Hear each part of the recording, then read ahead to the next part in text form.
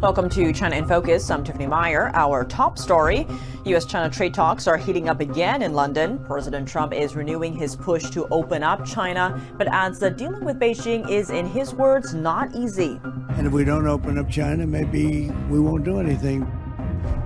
As Chinese officials remain largely silent on the trade talks, Huawei's founder is offering rare public remarks on the U.S. chip bans. A major deportation sweep, over 120 Chinese nationals flown out of the U.S. in one of the largest removals in years. It's part of Homeland Security's nationwide crackdown on illegal immigration.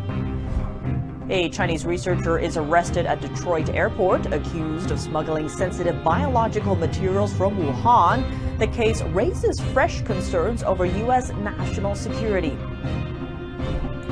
And COVID-19 cases in China have more than doubled in just 1 month, but residents say the situation on the ground is even worse.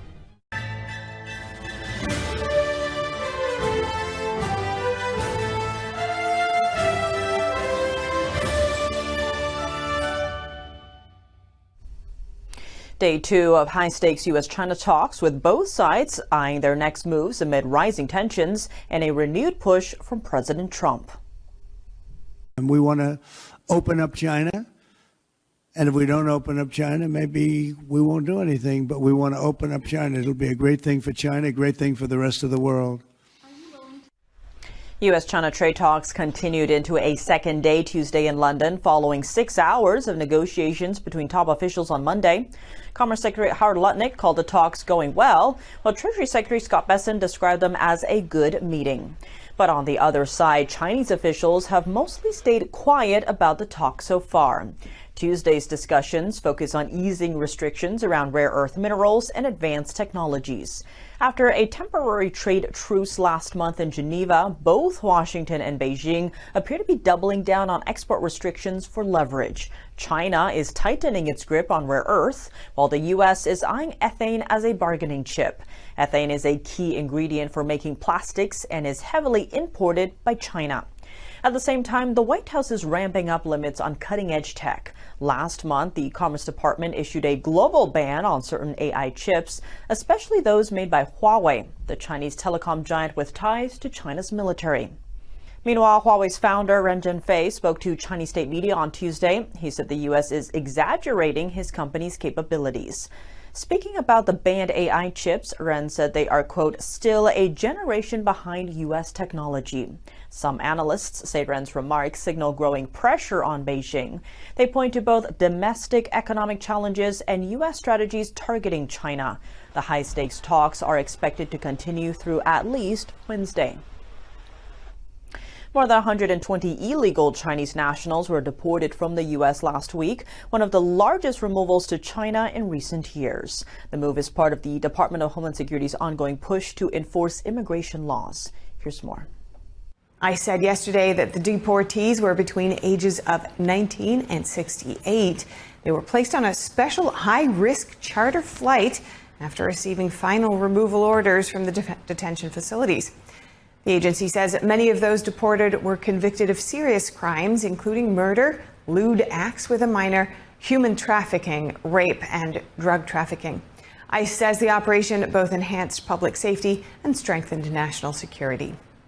The recent arrests included 96 males and 26 females, all with final removal orders coming from ICE detention centers nationwide. Back in January, ICE carried out its 5th large-scale deportation flight to China. They sent back Chinese nationals who were ordered to leave and no longer had legal grounds to stay in the U.S. A Chinese researcher from Wuhan is facing federal charges after allegedly trying to smuggle biological materials into the U.S. Chen Xuanhan was arrested Sunday upon arrival at the Detroit airport.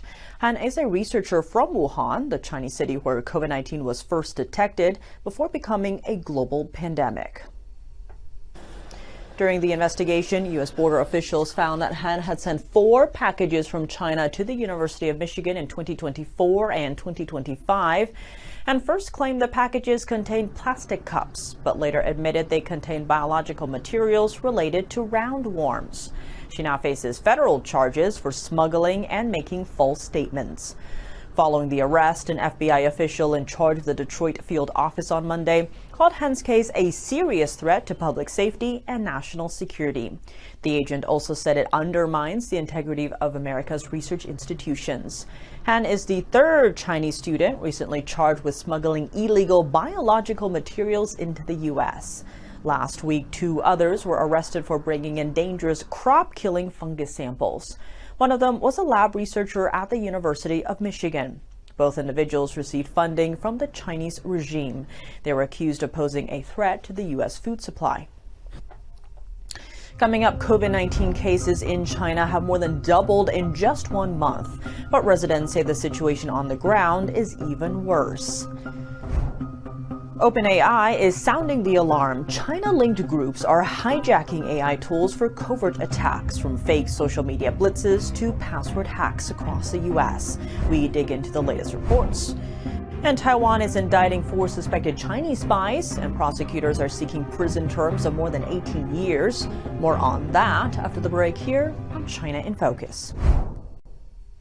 Welcome back to China in Focus. I'm Tiffany Meyer. COVID-19 cases in China surged 160% in May, according to official data from the Chinese Communist Party. But residents across the country say the situation feels even worse based on what they're experiencing every day. NTD correspondent Jason Blair has the update. 441,000 cases of COVID-19, including 600 serious ones and 7 deaths, were reported in China by the communist regime for May. That's a 160% increase from April. Chinese health authorities say the current variant, which is related to Omicron, peaked in May and is showing, quote, a downward trend in some provinces. However, U.S.-based physician and current affairs commentator Tang Jingyan told the Epoch Times that the data for June hasn't been released yet. He says, I think their purpose of saying it is to avoid panic among the public that there will be a larger scale outbreak this summer.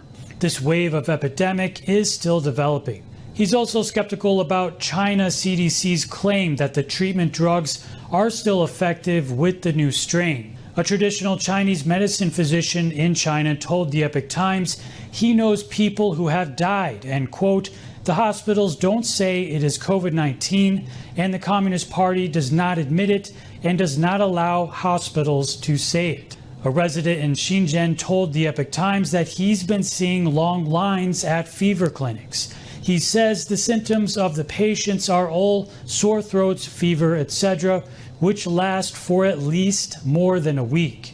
He also says that even if someone dies, the government will not let people know that he died of this disease. Another resident in Shenzhen told the Epoch Times a higher proportion of children have been infected. Symptoms are generally fever and chills.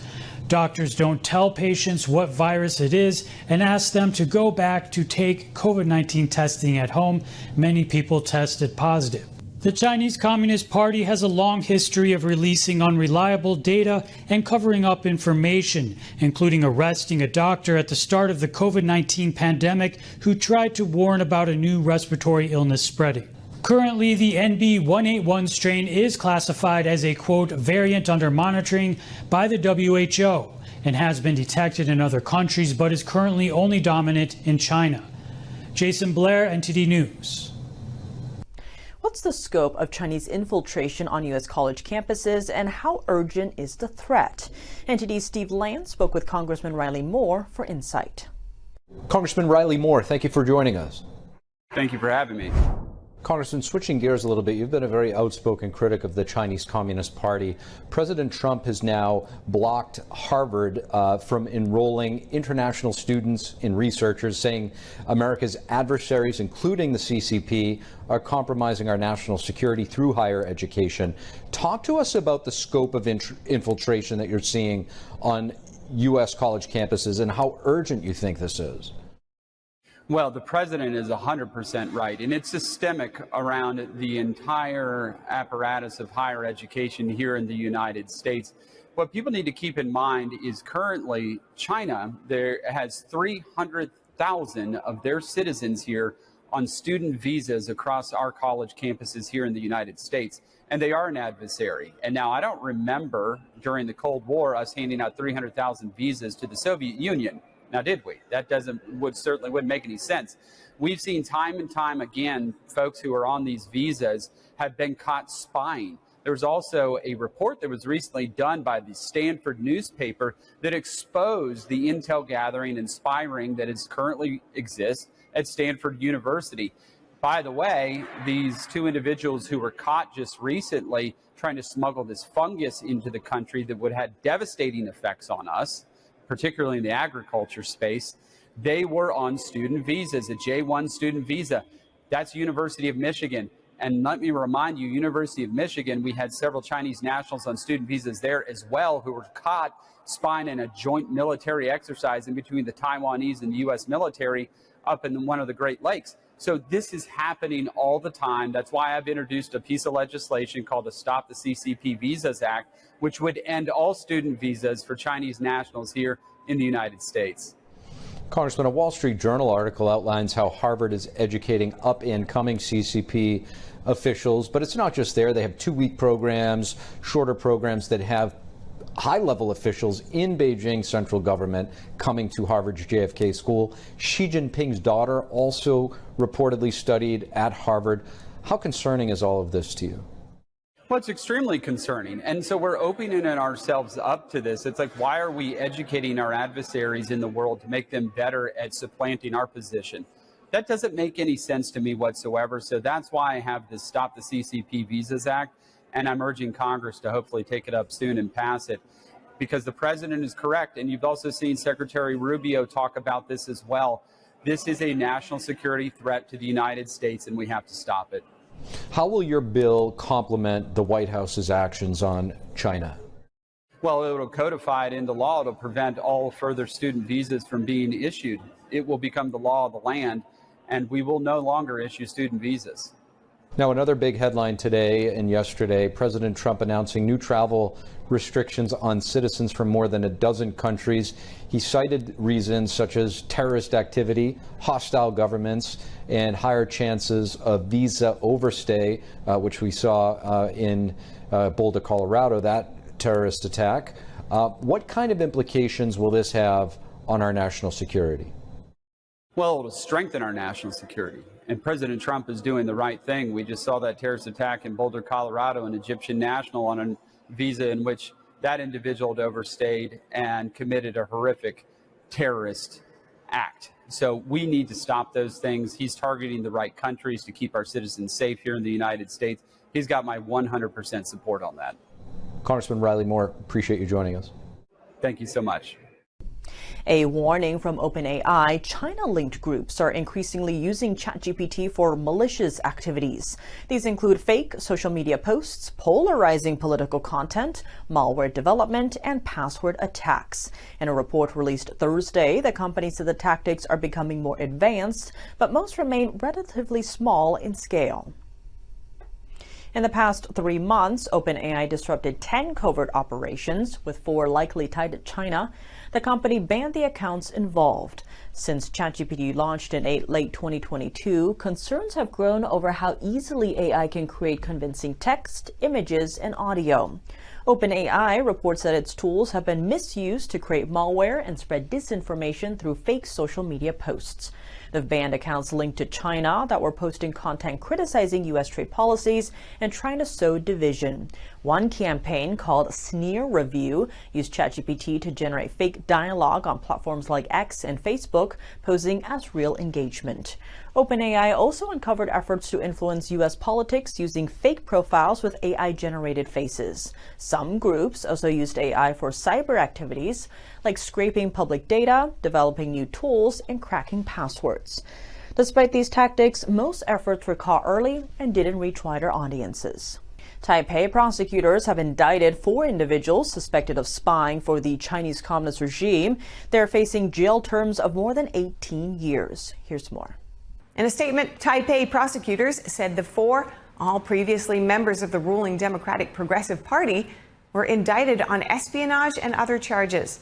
The Taipei prosecutors said in a statement that their suspected crimes included divulging or delivering classified national security information to China. Last week, Taiwan's presidential office said it could not comment on the cases given the ongoing legal proceedings, but it said that any person guilty of crimes like these should be subject to the most severe punishment. The Chinese Communist Party sees Taiwan as part of its territory and has pledged to take control by force if necessary. That's despite never having ruled it. The U.S. is bound by law to sell weapons so Taiwan can defend itself. That's all for today's China in Focus. I'm Tiffany Meyer. If you have any feedback on the show or have something you'd like to see us cover, send us an email at chinainfocus@ntd.com. We'd love to hear from you. For on-the-clock original news coverage, visit us at ntd.com or download our NTD app. Thanks for watching. See you tomorrow.